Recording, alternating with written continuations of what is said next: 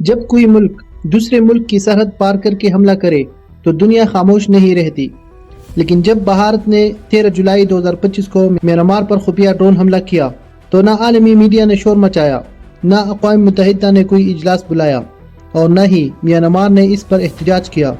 آخر ایسا کیوں ہوا؟ یہ حملہ کس نے پلان کیا؟ کون سے خفیہ گروہ اس کھیل کے پیچھے ہے؟ کیا یہ حملہ صرف شورش پسندوں کے خلاف تھا یا اس کے پیچھے کوئی بڑی عالمی گیم بھی چھپی ہے؟ Including women and children from Myanmar fled to Mizoram in the last few days. Quick breaking news coming in from Assam. It seems India has denied any surgical strike claims that ULFA had made.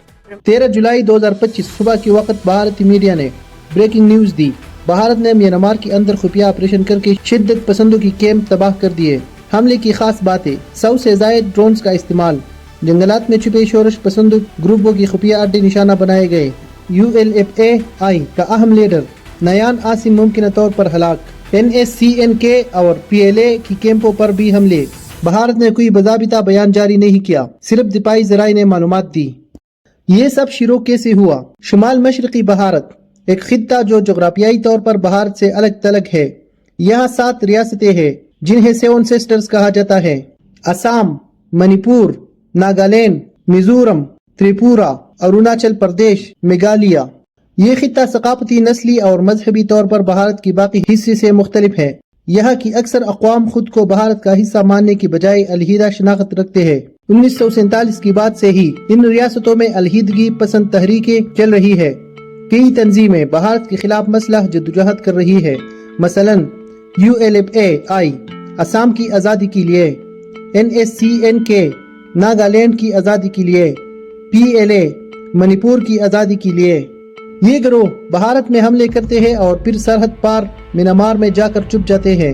Bharat اور Myanmar کے درمیان 1643 kilometre طویل سرحد ہے۔ یہ سرحد پہاڑوں، جنگلات اور دور افتادہ علاقوں پر مشتمل ہے۔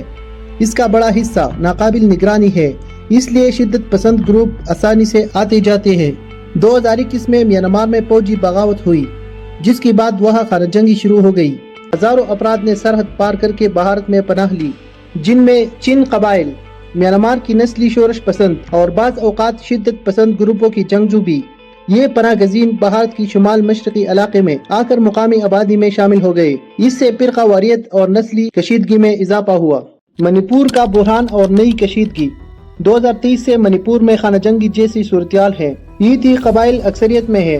کوکی قبائل میانمار سے قریبی نسلی تعلق رکھتے ہیں۔ کوکی کو شکایت ہے کہ بھارت حکومت ان کے خلاف ہے۔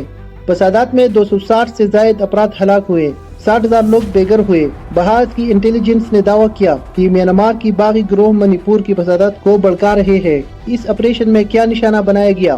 چین، بھارت اور میانمار کی نئی گیم۔ چین کا کردار: چین میانمار میں سرمایہ کاری کر رہا ہے۔ چائنا میانمار اکنامک کوریڈور منصوبہ۔ بھارت کی شمال مشرقی علاقوں میں چین کا اثر بڑھانے کی کوشش۔ بھارت کی حکمت عملی: act east policy. Bharat Myanmar کو اپنی اسٹریٹجک پوزیشن کے لیے اہم سمجھتا ہے۔ شورش پسندوں کے خلاف کارروائی اس حکمت عملی کا حصہ ہے۔ کیا یہ بین الاقوامی قانون کی خلاف ورزی ہے؟ بین الاقوامی قانون کے مطابق کسی ملک کو دوسرے ملک کی سرزمین پر حملہ کرنے کی اجازت نہیں، مگر اگر دہشت گردی کا خطرہ ہو تو سیلف ڈیفنس کا اصول لاگو ہوتا ہے۔ بھارت نے اسی اصول کے تحت یہ حملہ کیا۔ میانمار نے خاموشی اختیار کی کیونکہ اس کی فوجی حکمران بھارت کے ساتھ تعلقات بگاڑنا نہیں چاہتے۔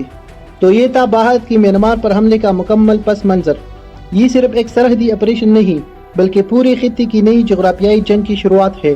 اگر آپ کو یہ ویڈیو پسند آئی ہو تو اسے لائک کریں اور اپنے دوستوں کے ساتھ شیئر کریں۔ کمنٹس میں اپنے رائے دیں۔ ملتے ہیں اگلی ویڈیو میں۔